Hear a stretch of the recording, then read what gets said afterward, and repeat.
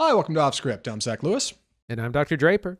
Today on the show, How to Make a Killing, the new Glen Powell movie. Is he a good actor in a bad movie? Is he a bad actor in a good movie? We went and saw it. We're going to talk about the new film from A24. We're also going to take a look at The Perfect Neighbor, a rare doc watch on the podcast, documentary. This came out of Netflix. This is up for Best Documentary at the Academy Awards. Really groundbreaking work. It's a small story out of Marion County, Florida. There is something happening in this documentary that I haven't ever seen before, ever in the doc. It's crazy. I am so excited to talk about it. Please stick around for the Perfect Neighbor review. We're going to talk about some television, all right? We got some good stuff here. Night of the Seven Kingdoms is wrapped up. Fallout Season 2 over on Amazon has wrapped up.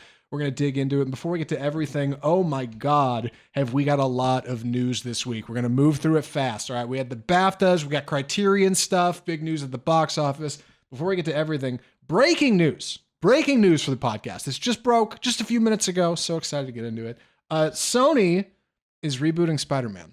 Kind of, with caveats, all right? That was a bit of a tease. Andy's got the story. He knows what's going on. What is this about, Andy? So I saw this news just dropped 45 minutes ago, Sony to reboot Spider-Man universe. But very carefully, this is not rebooting Spider-Man himself. This is the larger extended universe. So this means characters like Venom, Morbius, who we all know and love, Kraven the Hunter, Madam Web. Most of these have been flops. The Venom movies were very successful. And so it's this expanded universe that Sony is now looking to kind of do a hard reboot. Completely new people. They've been making these movies for about the last 8 or 9 years, varying degrees of success, and so they're going to be looking for a whole new Morbius, a whole new Venom, a whole new Madam. We'll see what other characters. This is, of course, not Spider-Man himself. It's a kind of the B and C list characters that they hope they can make money off of. So that'll be exciting to see what they do.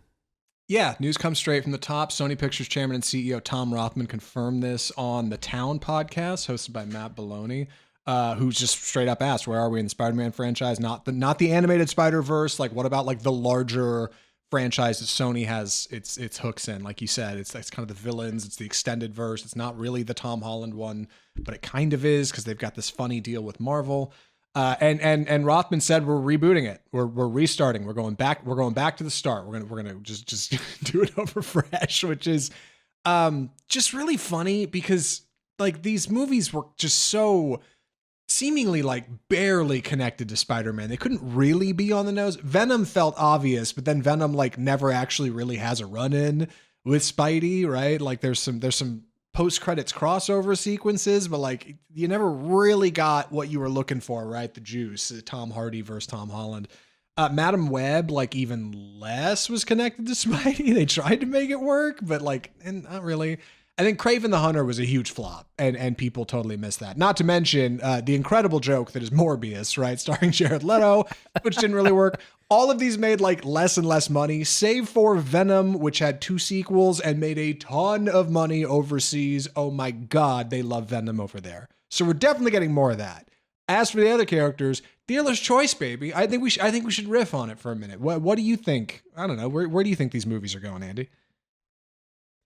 There is money to be made in the extended universe, but you just got to pick your characters carefully. You got to do something a little bit different. You got to get some younger stars. Like superhero stuff is for the young largely, and you have Jared Leto, who's in his 50s, playing Morbius. Even Aaron Taylor Johnson as Kraven the Hunter is a little bit on the older side. Like you need to get some of your I was going to say Gen Z. It's actually you need to start looking to Gen Alpha. I think is next, and some young stars. Put them in superhero suits and, make a household name.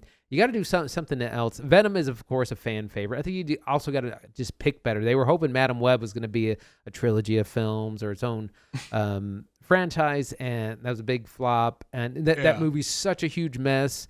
And I was saying, I've said this a lot, that Hollywood really wasted its Gen Z potential in the superhero business. I remember when Captain America came out, Chris Evans wasn't quite as well known. He donned the suit, picked up the shield.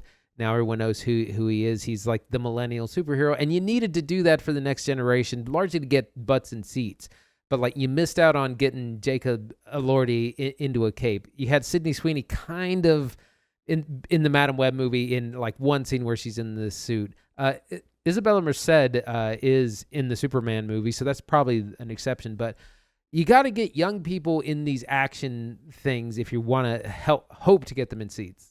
Yeah, not to mention these people have like social media presence that like would be a big deal in marketing your future, right? Sony's going to be watching the White Lotus season 4 really closely, and they're going to be like grabbing anybody they can out of that show to be like, hey, come be in our universe, right? Our not superhero movie thing. Listen, if I had any advice for Sony, I think you guys need to keep a close eye on what's happening with James Gunn over at DC. Do odd offshoot features that are bold and independent, right? I think that's the move. Maybe look at like what Amazon's doing with Spider Noir, right? With Nick Cage, Black and White. That's the way to go here. Don't try to do this like mainstream thing again, because people already were not making the connection between these movies if there was even supposed to be one.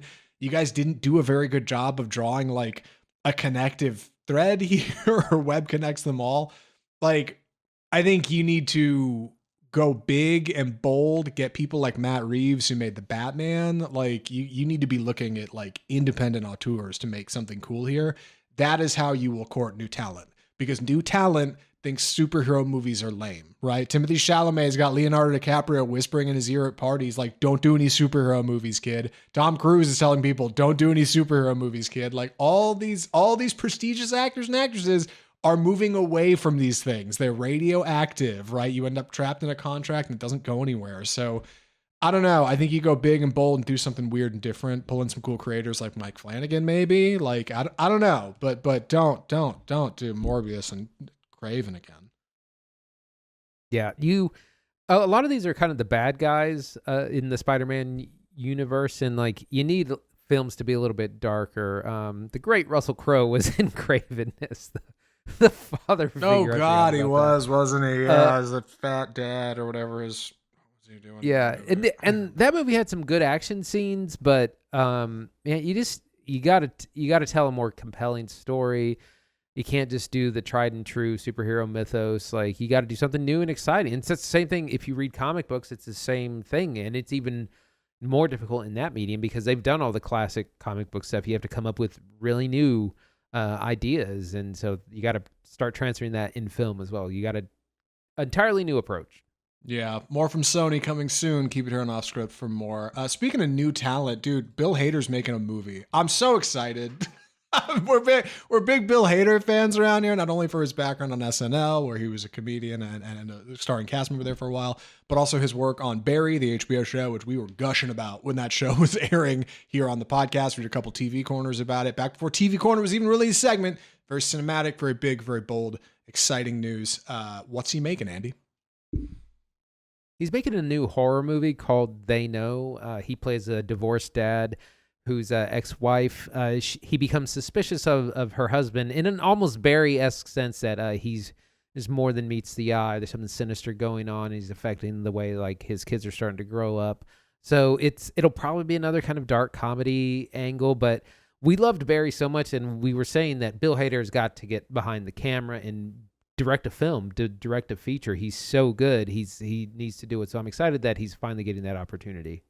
Yeah, it's so funny. I'd heard he was writing for a while, and he's got a great story from some interview where he talked about giving a script that he had worked on to a friend. His friend was like, dude, are you okay? Like, this is like really depressing and sad and like not for anybody.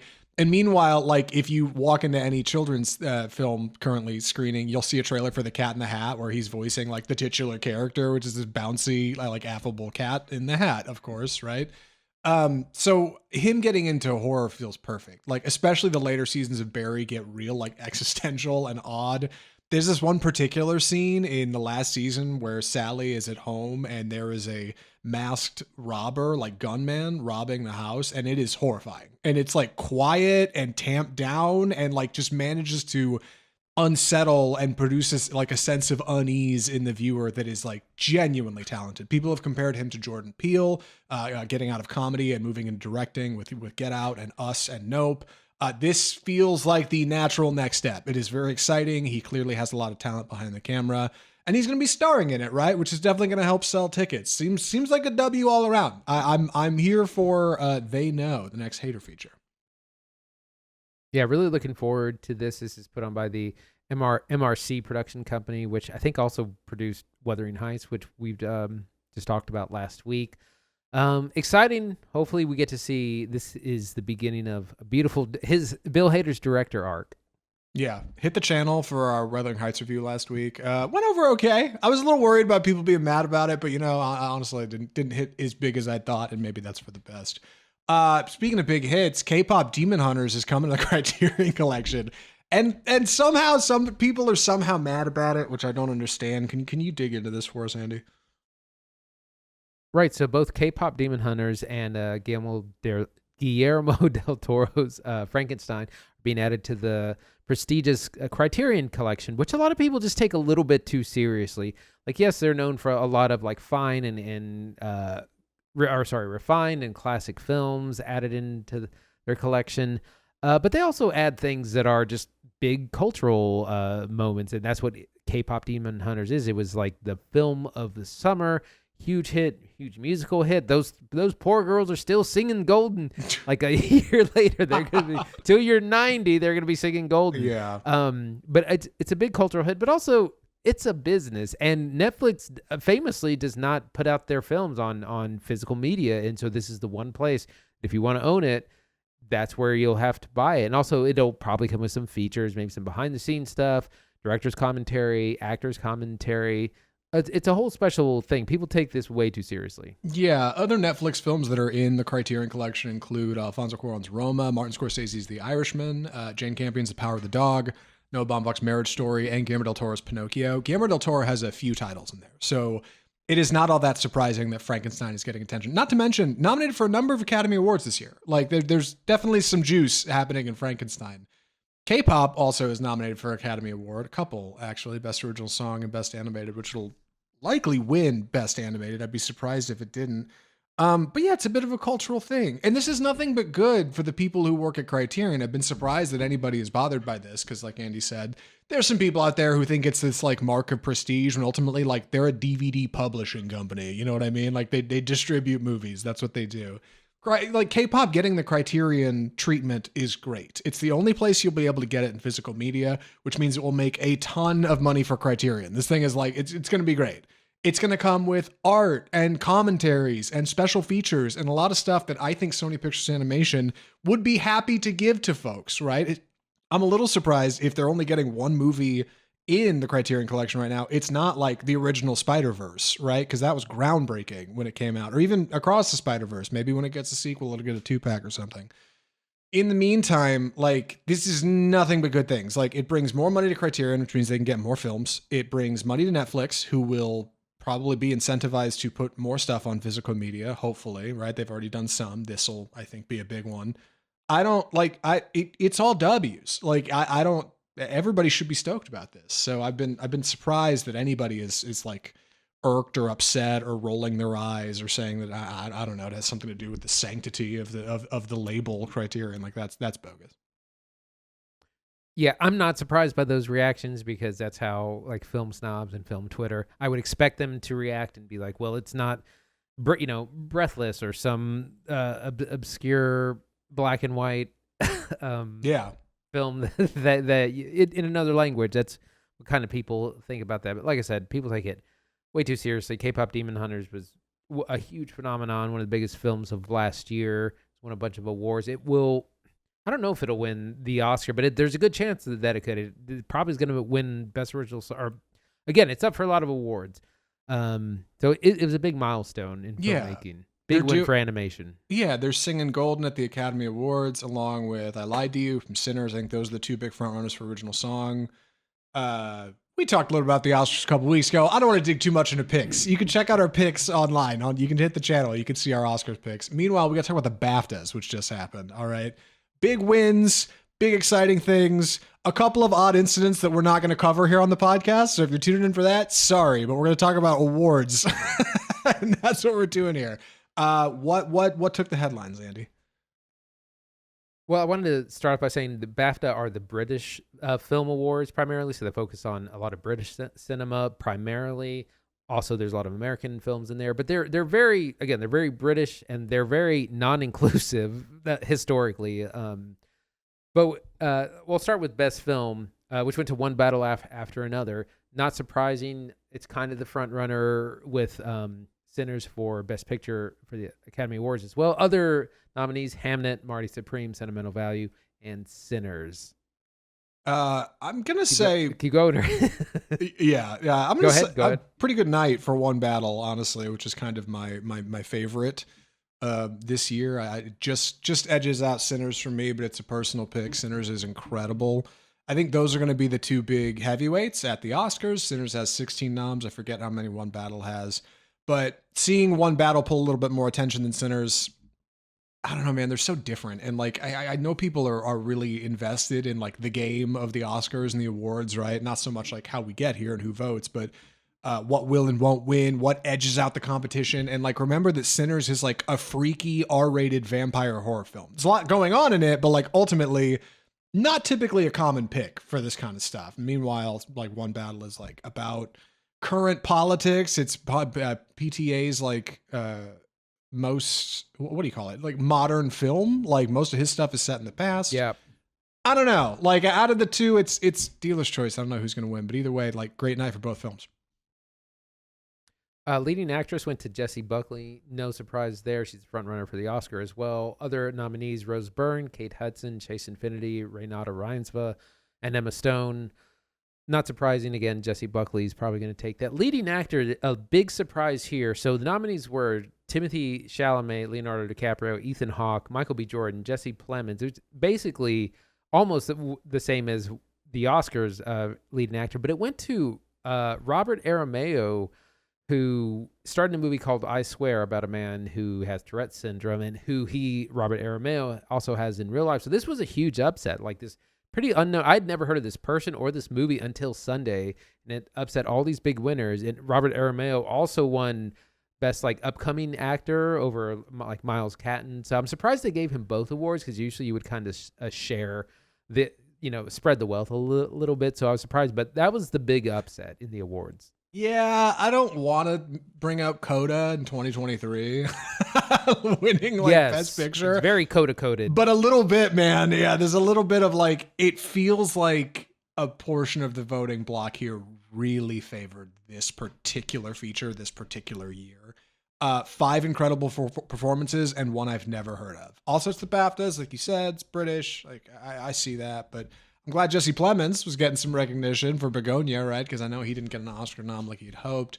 Otherwise, big news for him. Really quick, supporting actor and supporting actress. Supporting actor goes to Sean Penn from One Battle After Another. Additional nominees include Benicio del Toro, Jacob Elordi, Paul Mescal, Peter Mullen for I Swear, and Stellan Skarsgård for Sentimental Value. Big win for Sean Penn. I know he's already got a bunch of awards, but I was kind of enraptured by his performance as Colonel Lockjaw, and I kind of figured that was the way it was going to go. We'll see if he wins an Oscar. Supporting actress goes to Wunmi Mosaku for Sinners. Big win for her as well. Additional nominees included Dessa Ezion, Inga Ibstad Lilias. I got to get better at pronouncing her name. She's coming up at the Oscars. I think that was Carey right. Mulligan. I think that was right. You got it. I think so. Carey Mulligan for The Ballad of Wallace Island, Tiana Taylor for One Battle After Another, and Emily Watson for Hamnet.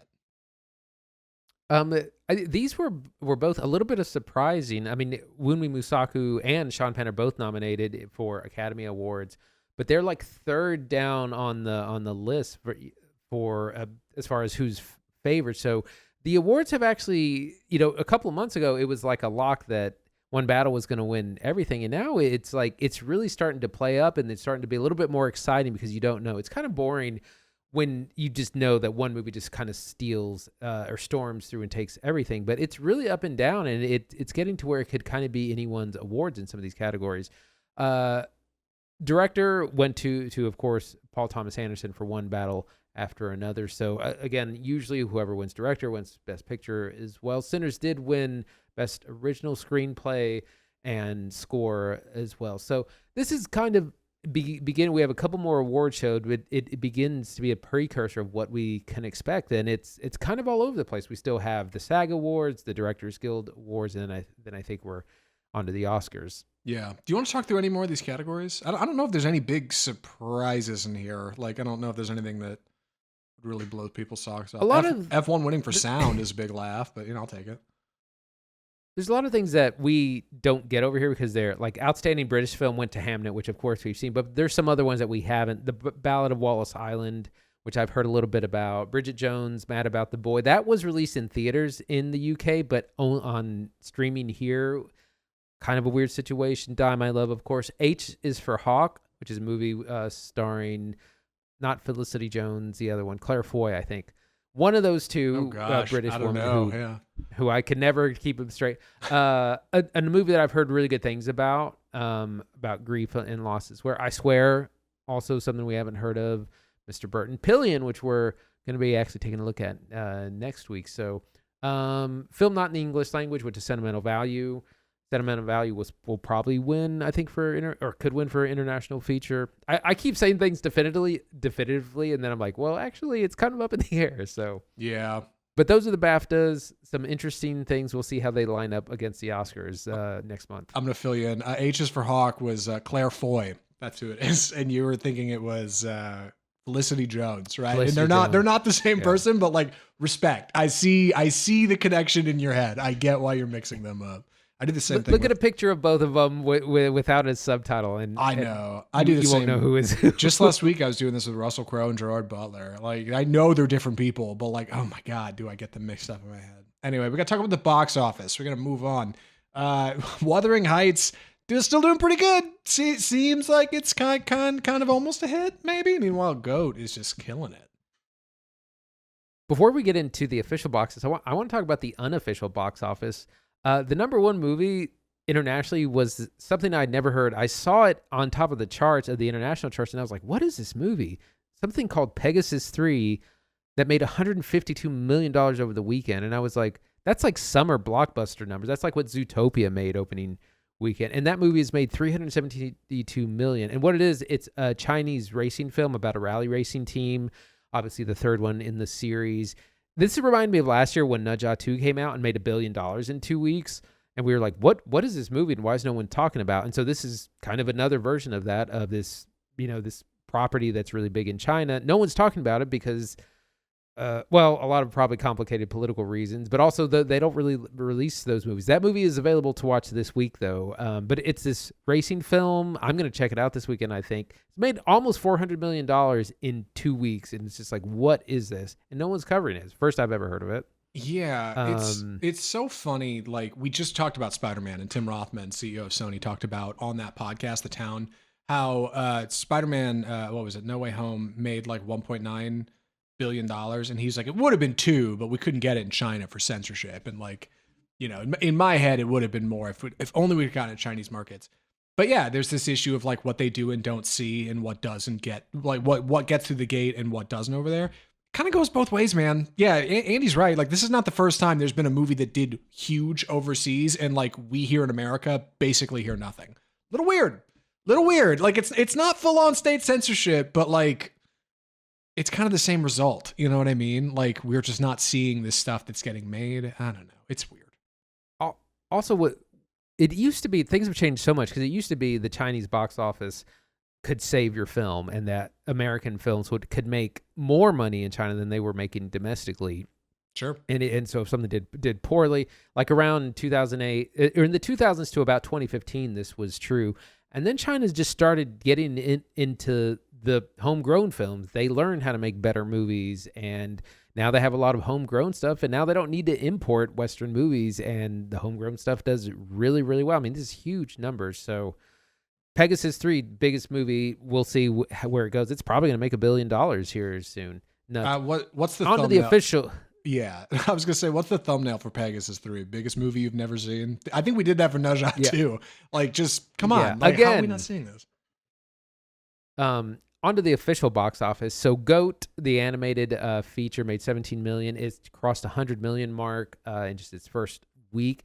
So that was number one. Wuthering Heights, hanging on at $14.2 million, has made $150 million globally, doing really well. Still has a little bit to go before it's into profit territory. I can only imagine too a sequel to I Can Only Imagine, which is a Christian faith-based film, made $8 million. I forget the studio. It's not Angel Studios. It's a different one.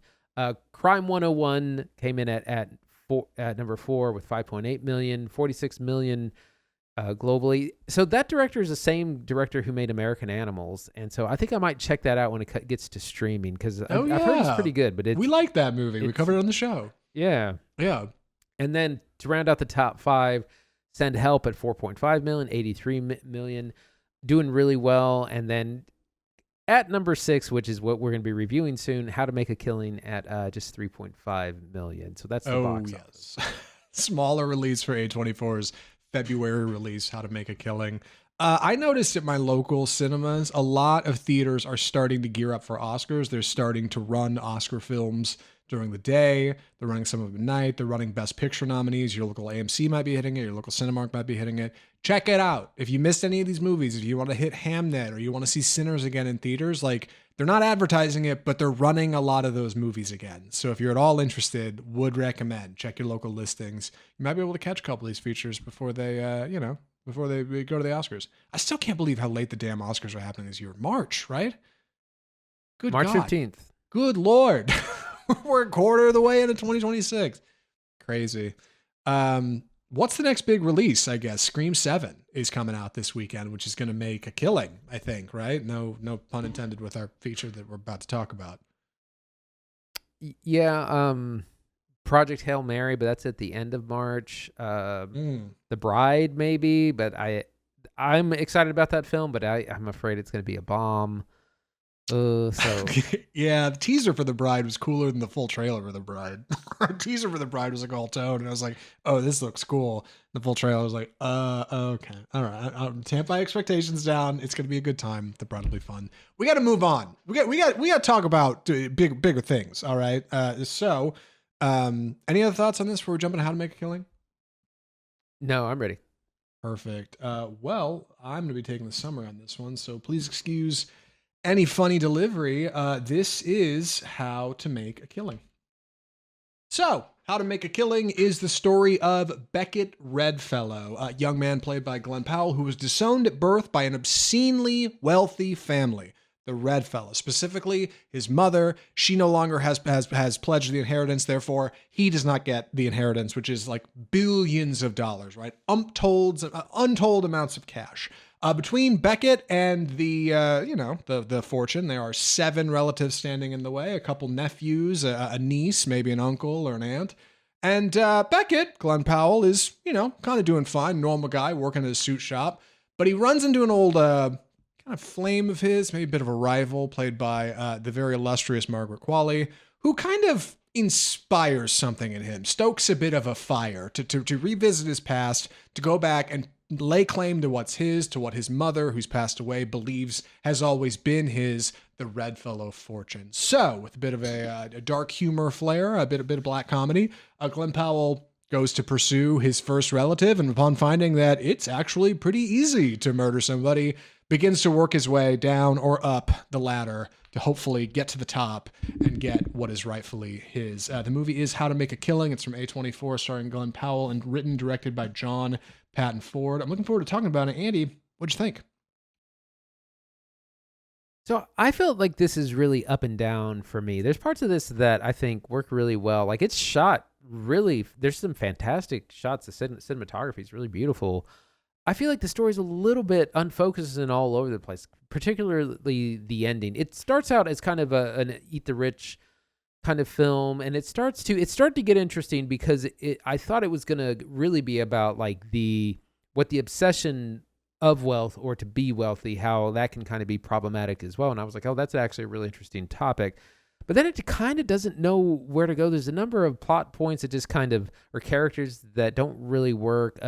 Jessica Henwick plays a love interest character who's more down to earth. Like, she's this high school teacher. She doesn't really care about, well, she's supposed to kind of be like the angel on your shoulder, and Margaret Qualley's the devil on your shoulder kind of thing. So it's not as fun as it's trying to be. It should really feel a little bit like an Ocean's 11 kind of. The heist is, I got to off these people to get the fortune. None of the murders are very, I guess, elaborate enough or clever enough. It's all just like, wear a disguise. Glen Powell loves wearing a disguise. He loves getting in costume. Like, check out Hitman. But he loves any excuse to wear a goofy costume, where he gets to do in this. But yeah, I felt like what he was trying to say with this movie just kind of doesn't really land. But I think it's fun in some parts. Also, this is a remake of an older film from the 40s, which the title is now eluding me, but it's not an original idea. It's more of an updated one. So there were parts that were working, but then a lot of it doesn't. Yeah, I think you kind of hit the nail on the head. I think the reason this movie doesn't work is because it's based on a much older idea. It's based on a book, a comedy from 49 called Kind Hearts and Coronets, which itself is based on a novel from 1907. All right, so we're talking quite the expansion of this idea. And I think probably in like the early 1900s, this was hot, right? Like, young guy murdering his way up the family tree to get the inheritance. Like, and it kind of sits in his back seat and you sit with him as he kind of works through this. And then in like 49 going into 50, this is like still juicy, right? Like, we change it up. It's a bit of a comedy. It's kind of fun, but like we just watched No Other Choice from Park Chan-wook like a few weeks ago. And I remember watching the trailer for this in front of that and thinking like, oh no, like we have two films that are artfully about somebody who's kind of like in the lower rung trying to murder their way to the top. And this one just does not look like it has the juice. You know, there's some fun like celebrity guest appearances, like in the Seven Relatives that Glen Powell is kind of murdering his way up the ladder. Margaret Qualley's a delight. And when we get to the top, I don't think it's a spoiler to say Ed Harris is in this movie. He plays our kind of guy at the top. I think he's in the trailer. I hope he is. If not, sorry. Like when you get to the top, at the beginning. Yeah. Like okay, that's right. When you get to the top, like, I don't know. It doesn't have the juice doesn't have the same squeeze that other films that have come out and kind of like iterated on this idea have. And I think it's because our writer and director, John Patton Ford, like is probably pulling a lot from that. It's shot well. It's a pretty good looking movie, but as it goes on, you start to feel like, hey, this is all kind of coming undone and it feels like this isn't working. And it ends up being really muddled by the end. So yeah, you kind of hit the nail on the head. Let's get into kind of our cast. Where do we go? Plot here. Like I feel like I gave people it. You open with some flashback. You get the Amadeus structure, which I really like. You get a priest talking to Glen Powell, like in prison at the end. He's on death row, and this priest's like, "Tell me your sins, son." And he's like, "Well, let me start at the beginning," you know. And then we dig into like flashback. Glen Powell growing up, knowing this Margaret Qualley character as a kid, running into her as they're older. He flies out to a crazy nephew's place and kind of just very conveniently sets up the house of cards for him to be murdered. Like he doesn't get out a gun and ice him or anything. You can see a bit of it in the trailer running on here. Like he throws an anchor overboard. And after realizing how easy it is and how seamless it is to get away, he heads back to work and things are going good. Right up until he resumes his nephew's job with his uncle at like the fancy black hat stockbroker company they work at. And he's like, well, guess I got myself a job now. And then the FBI's like, hey, idiot, this looks really obvious that you killed your nephew, you know, like that your cousin. That looks really bad. And then he just goes to the next one, the next one to kill, who's Zach Woods from The Office, who plays this like goofy hipster artist guy. He's kind of fun. Topher Grace is in there. He's like he's got one scene, a half day shoot for Topher. Like he's barely on set. They had him in two sets. He plays like this pastor character, and then a couple of forgettable ones. Bill Camp is in this movie. I don't know, but by the time you get all the way down to it, it's like Glen Powell feels irredeemable. His girlfriend, Jessica Henwick, seems way too good for him. His life does not add up for any of this to work.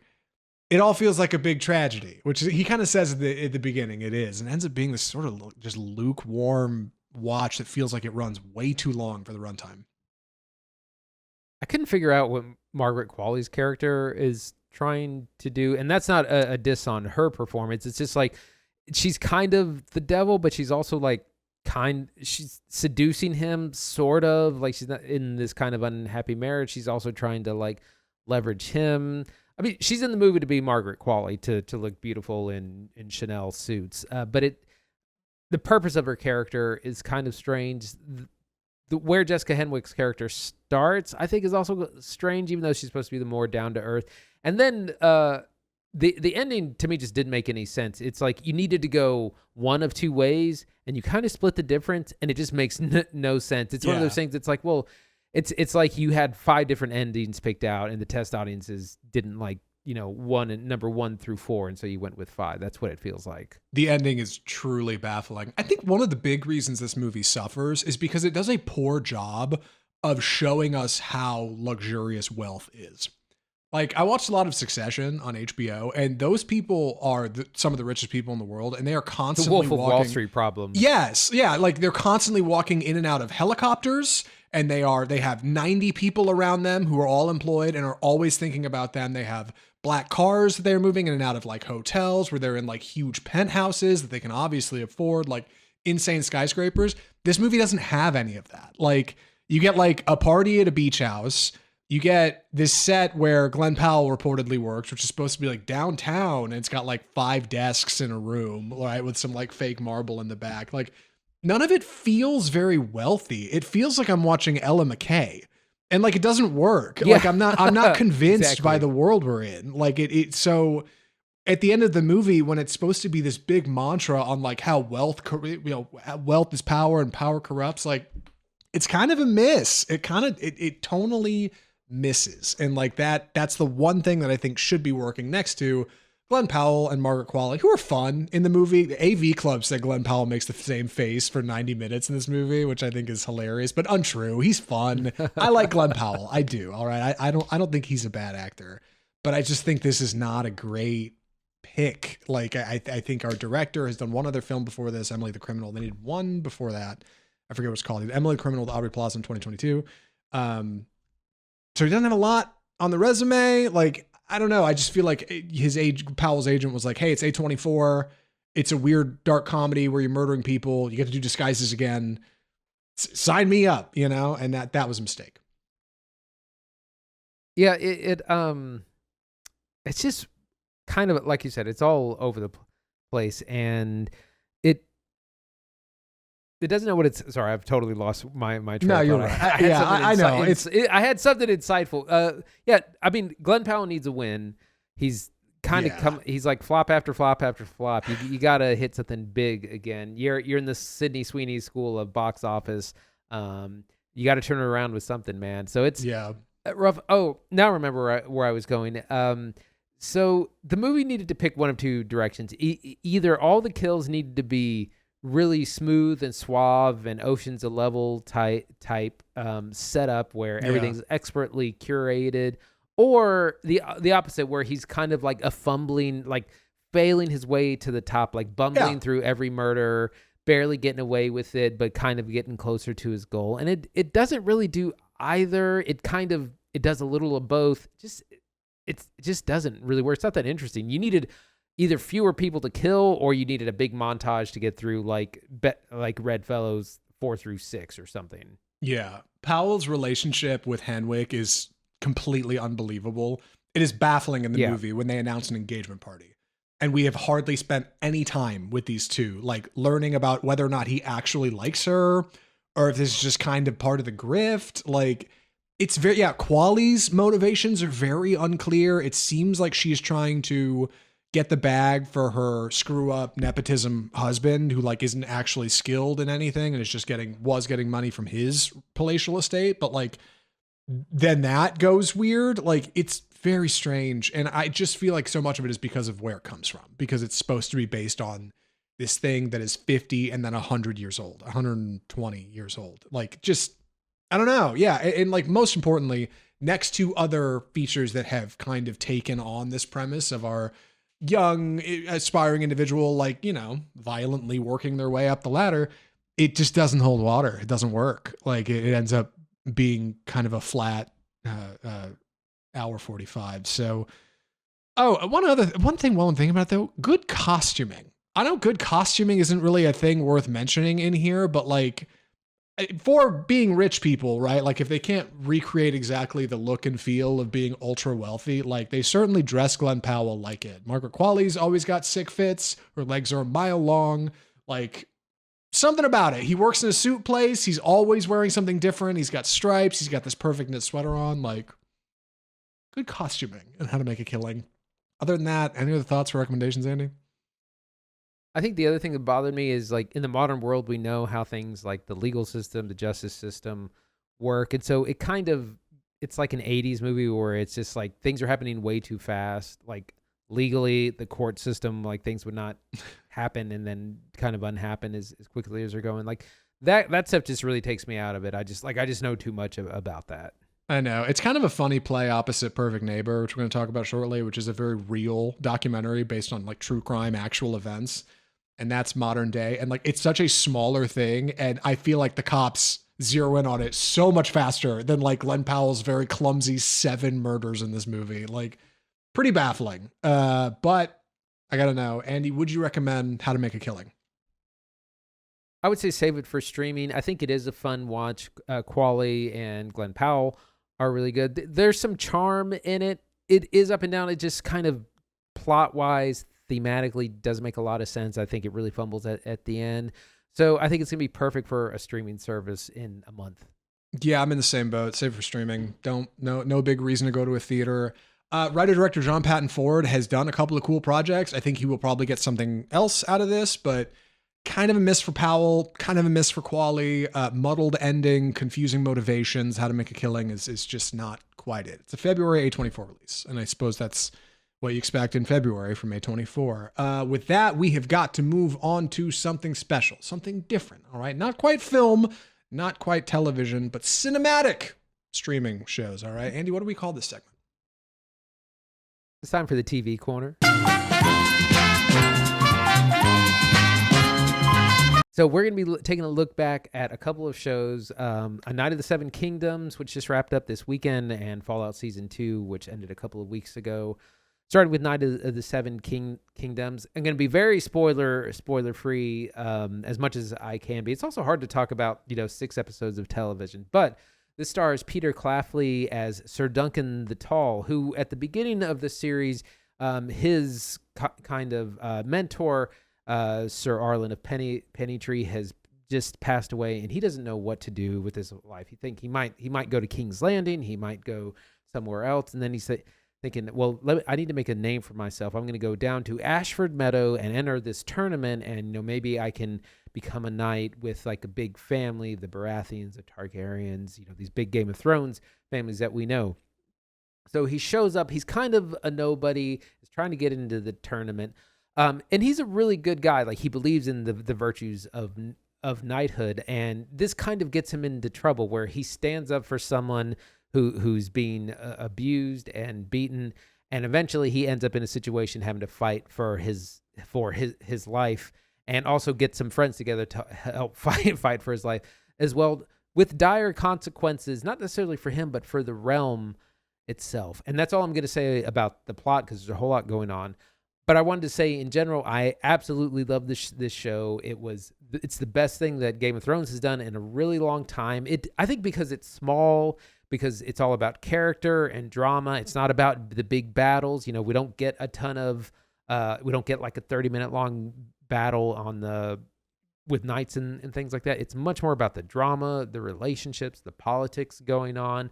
And it's like, we're so back, and we have a wonderful performance by Peter Claflin, like I said, as Sir Duncan the Tall, and his compatriot, Egg, played by Dexter Soul Ansel, and some other fun characters. But it's a great time. The episodes are short. They're 30 to 40 minutes. It's not an hour-long show. Everyone's raving about it. Everyone's loving it. So highly recommend this.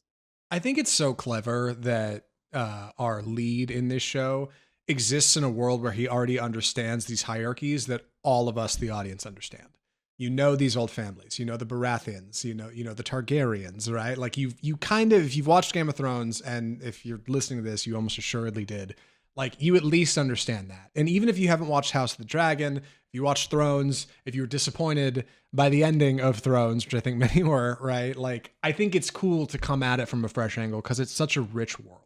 And it's not one that has to be murderously political. You know what I mean? Like it can be like an exciting place. Westeros can be a place to tell stories that does not require the Game of Thrones, right? Like for us to battle over who will take the Iron Throne.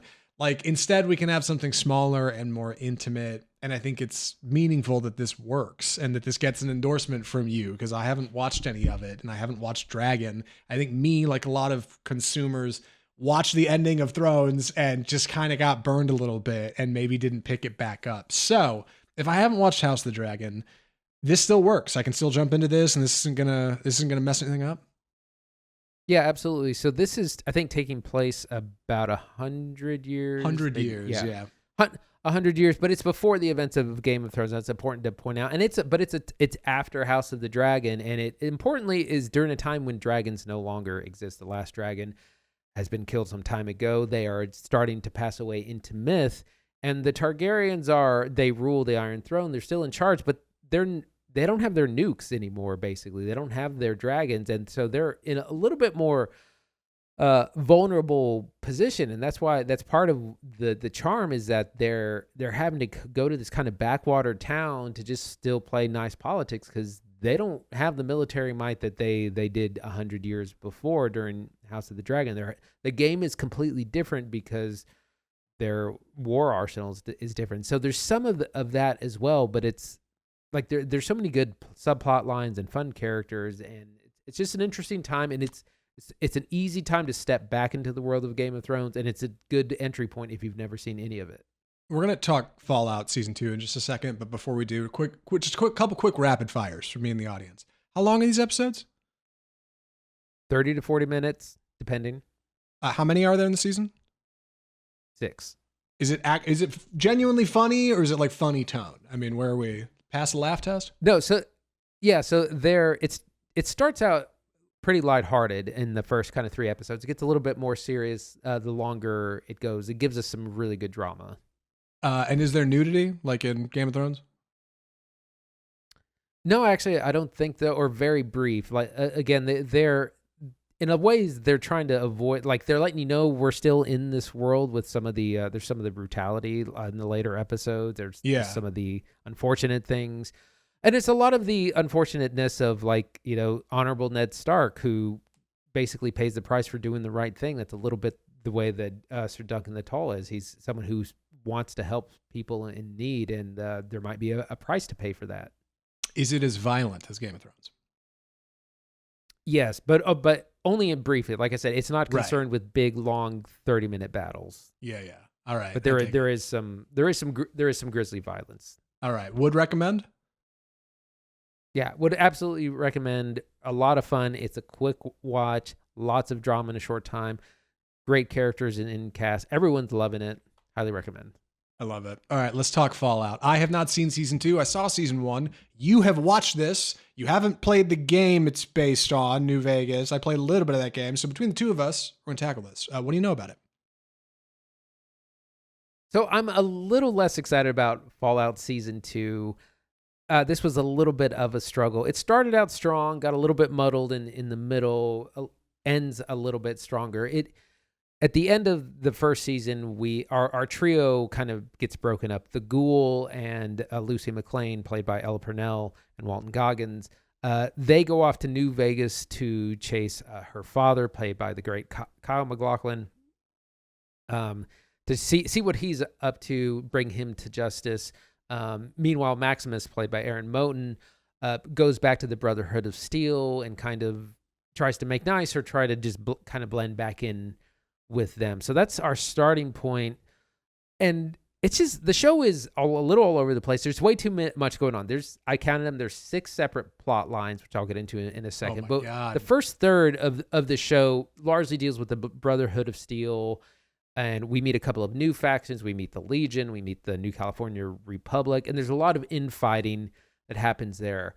We eventually jump with the Ghoul and Lucy on their way to New Vegas, having a few adventures. They meet the Legion along the way, eventually get to New Vegas. And we're introduced to one Robert House, who's an important character in the Fallout universe.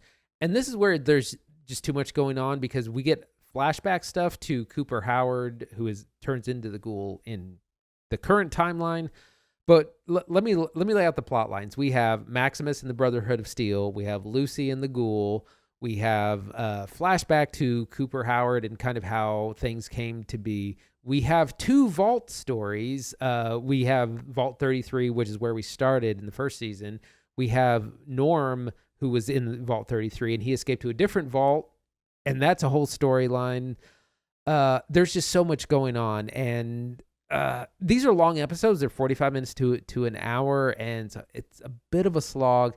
Didn't like it as much as I did the first season. And it did the criminal thing that Alien Earth did, where it doesn't really wrap up at the end of the season, which was another thing that I loved about A Night of the Seven Kingdoms. Like, that show open and closes very neatly. Like, they filmed it as if they weren't going to get any more seasons.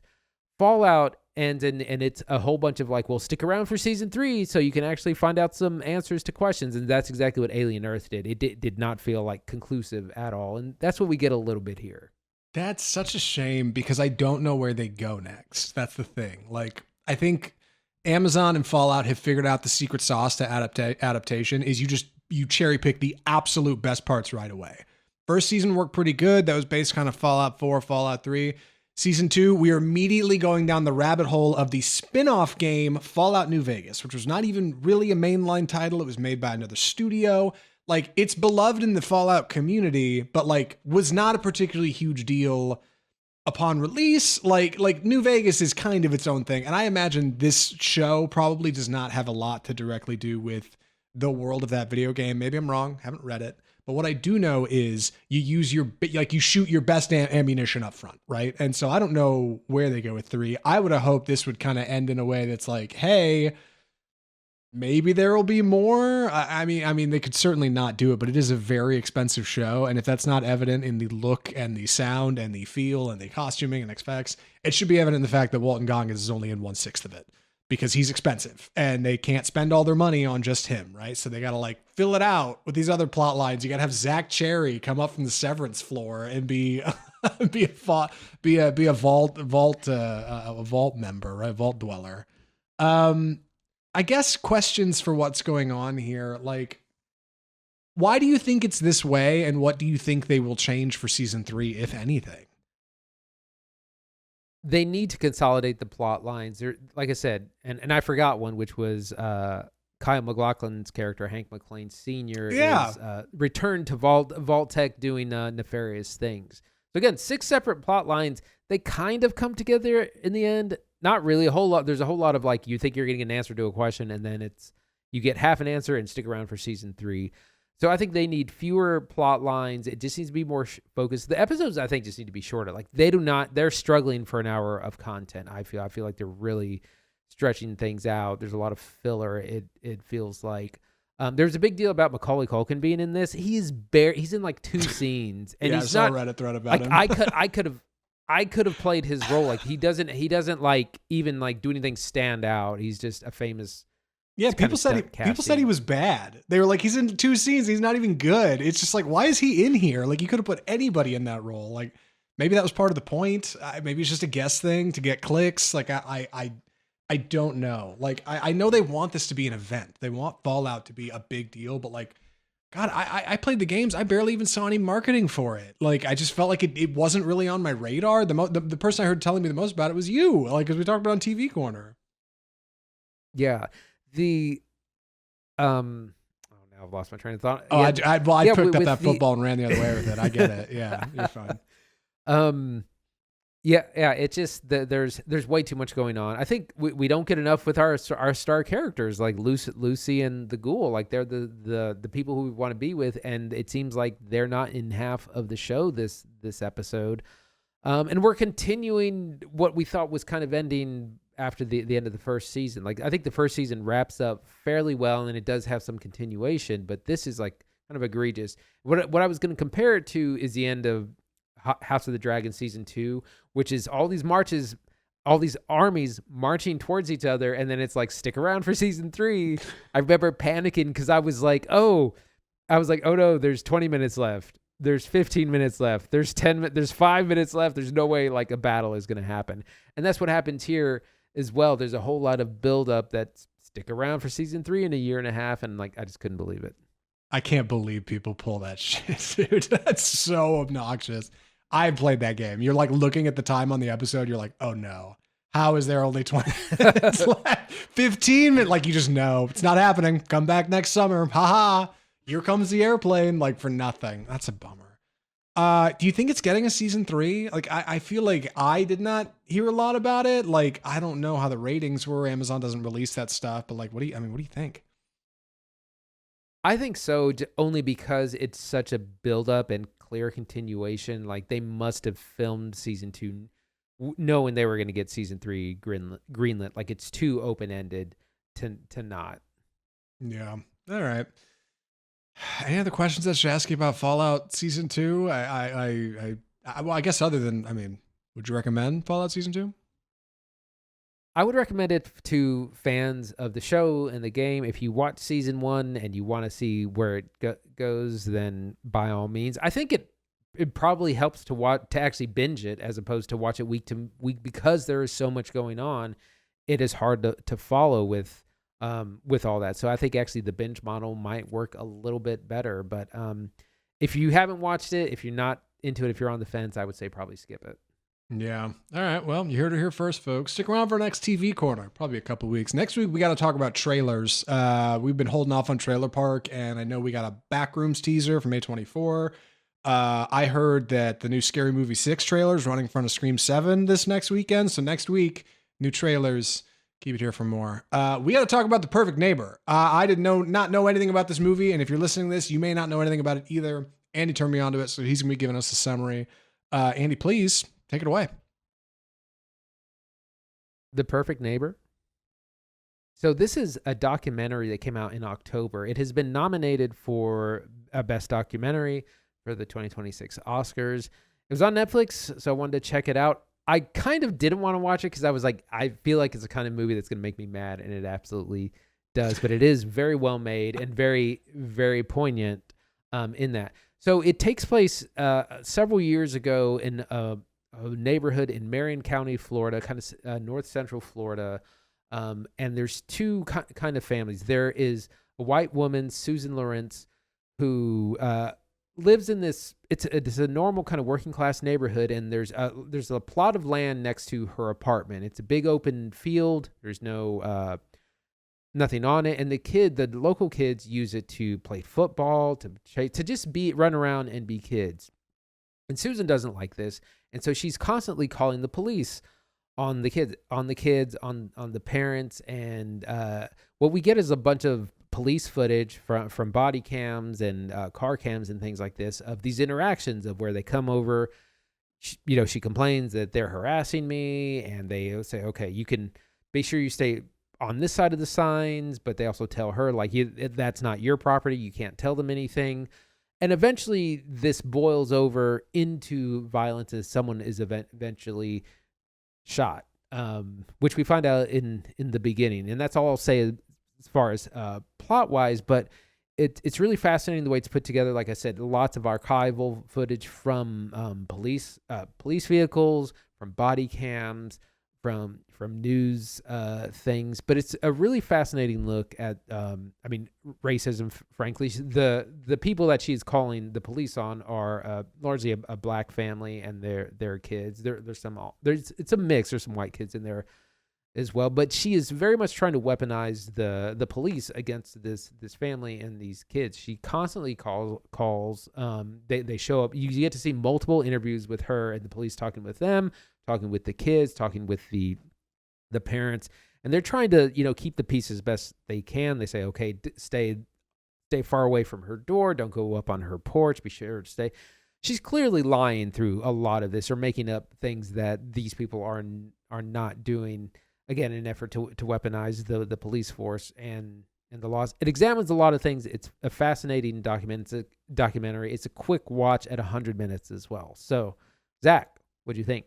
So I didn't know anything about The Perfect Neighbor. You had mentioned, hey, this is I watched this thing. I think at the time you gave me a pretty lukewarm, like, early review. We're usually pretty soft on what we say to each other before we've seen films, but you were just kind of like, yeah, it was kind of cool. It was cool. And so I thought, hey, maybe we should do that for the pod. We need to cover another film. It's nominated for an Oscar. Maybe it'll be a good pick. I'll check it out. And I found myself deeply moved by this movie, deeply moved by it. And I think it's because of its presentation. It is hypnotizing how events are presented in this feature, because unlike any other documentary I've ever seen, it's almost exclusively body cam footage or ring camera footage or security camera footage.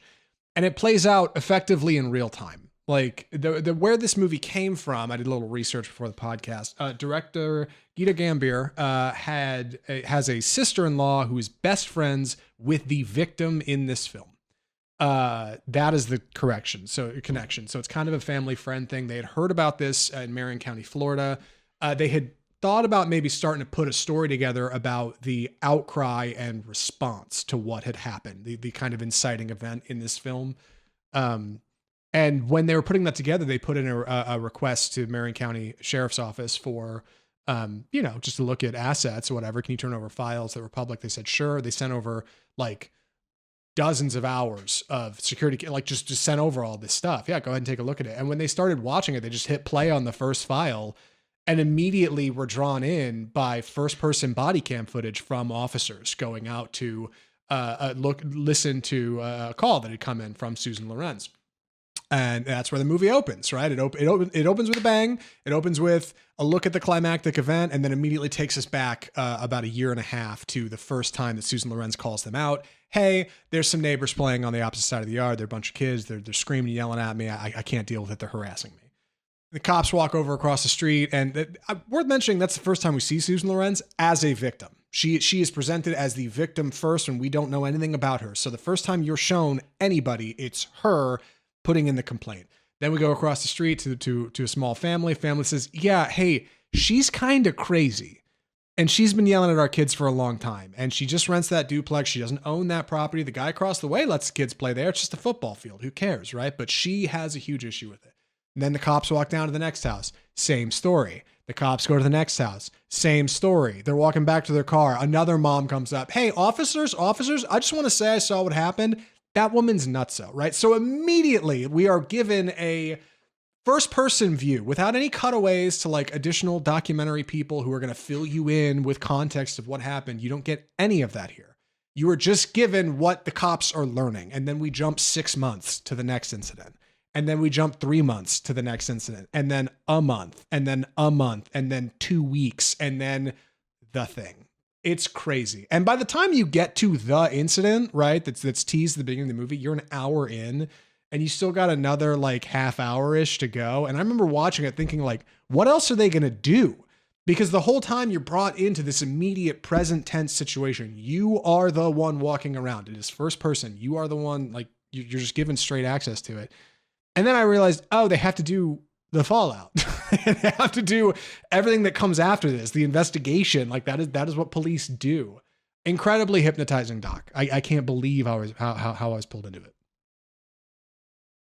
Yeah, the night of where there's a shooting, they have incredible footage. Like I said, it starts with inside of a police cruiser where they hear over the radio like shooting at this address, and like that car immediately kicks it into drive and then starts racing there. They pull up to a neighborhood. There's all these people in the road saying, over here, she's been shot. And you have cops getting out of their car. You have ambulance people running up. And you also have lots of like ring footage as well, that there's things right at, on people's doorbells. And some of it's really heartbreaking where they're capturing really difficult moments with the kids, with the parents, all on like the body cam and stuff. And that is really fascinating how much it says something about the surveillance nature of kind of the times we're living in, but also it does help to tell a full story of what really happened, because Susan Lorenz is basically lying through like 99% of this thing. She's saying they're harassing her, or they're like scaring her, and they're just kids playing in the field. They're not bothering her at all. And she just keeps calling. They go out there sometimes they don't. But eventually it's headed to boil over. I know, it's such a uniquely American story. It's coincidental that it happens in Florida, right? Like I feel like there's always stories of Florida man or whatever, but like it's so American because it's this woman who is renting a property and there is this very tight-knit community around her. Like all these neighbors know each other. One woman says, "Oh, I don't have any kids, but those are all my kids," like pointing to just like this like gang of like 12 kids in the community. They're mixed race, they're different ages, they're different genders, like they all play together on the daily. So when these cops come around and say, "Hey, we're getting complaints about your kids," all the parents are like, "Hey man, I would so much rather them be outside playing than like on TikTok," right? You don't see a kid holding a phone once in here. Like it's such a humble thing, but Susan, like moves into this neighborhood and is not a part of this community. Quite the opposite. Like she like closes herself off. She yells at them. She screams at them. She yells at the parents. She keeps calling the police. The police are coming out and like you're getting these little asides from them as they're walking from the car to the house to the other house where they're just like, this woman's a psycho, dog. Like, and you feel that because that is the view you are getting. You are watching it through their body cam. You're watching it through kind of their eyes. Suddenly all of their flashlights become key lights, right? Like suddenly them talking to one person like shifts our focus to what they see. So you put you put it together in your head as they do. It's like it's edited in a way that just feels so one-to-one. And most importantly, like somebody says it's so perfect after things kick off in this movie. It's like this whole thing is over like football. It's such a small, humble problem that is aggressed by this woman owning a gun. Because if she didn't have one, this would have just been a conversation. But we live in a funny time, and this is a funny state where stand your ground laws are a thing. And suddenly, her claiming self-defense could be attempted murder, right? And what might be manslaughter might actually be something worse. And like, this could be nothing at all, or she could be a horrible racist. And like, as you start to piece things together, as the doc just slowly shows you like how one noise complaint turns to two noise complaints, turns to they threw something at my kid, to that kid threw something at me, like, and then suddenly it gets incredibly violent. Like it is a boiler pot feature that can only happen here. It could only happen in this time. Like it could only happen with the laws the way they are now. And it's crazy, dog. It's crazy and incredibly moving. Yeah. It's kind of examining, indicting of stand your ground laws, which they pull a statistic at the end that says like states with these laws contribute, they have more murders, more people of color are victim of these or are less likely to see any kind of justice from these. So it's really putting that under a microscope. And again, it's about weaponizing and abusing the legal system and the police forces as well. And it's asking, like a lot of good documentaries, it asks a lot of great questions, brings up a lot of really good things, really powerful stuff. I was really, again, I didn't know what to expect. I knew it would probably make me furious, which it did in parts, but that's what a good documentary should do. I think it should definitely make you emotional. Yeah, not only does it make you upset by the end of the movie, like it makes you reflect a little bit on where we're at. It hypnotizes you on its way in, and like a genuine sense of dread for me in what is effectively Act 2 here. Because like as the movie gets going, like you're meeting these kids, like, and you're getting some like, to catch some of them like on a first name basis. Like some of these neighbors you see again, like as these cops just continue to go out there and be like, "Hey Susan, please calm down." Like Susan comes to the police station at one point to talk to them. Okay, we can put in a report, man, but we don't have anything. Like it just keeps getting, the temperature keeps getting turned up, and it is so devastating. Like when it finally gets there, like it is this huge range of emotions. And I think it only really works because of the presentation, like because it is just presented in this way where you see this stuff one-to-one without additional comment. You are the one who is generating your opinion, The documentarian is not telling you how to feel.